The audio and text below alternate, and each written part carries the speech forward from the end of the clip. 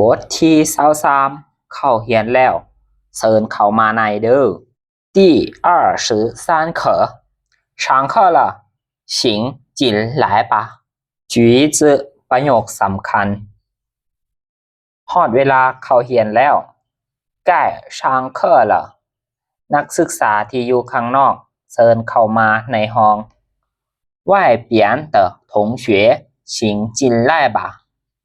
ค่อยจะตั้งใจเกียมบทเรียนมาล่วงหน้าแน่นอน我一定好好语气ต้องเขียนทั้งหมดนี้ลงในปึมเขียนบ่这些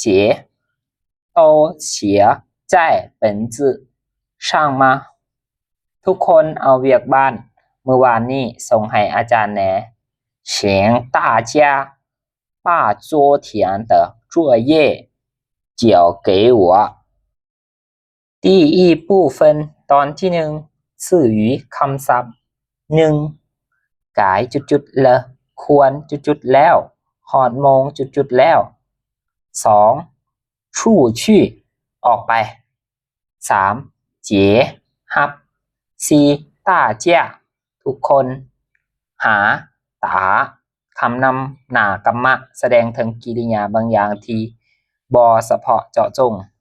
หกขายเปิดเจ็ดเย่หนังสือหนาแปดหัวคามมาเก้าเจอย่าง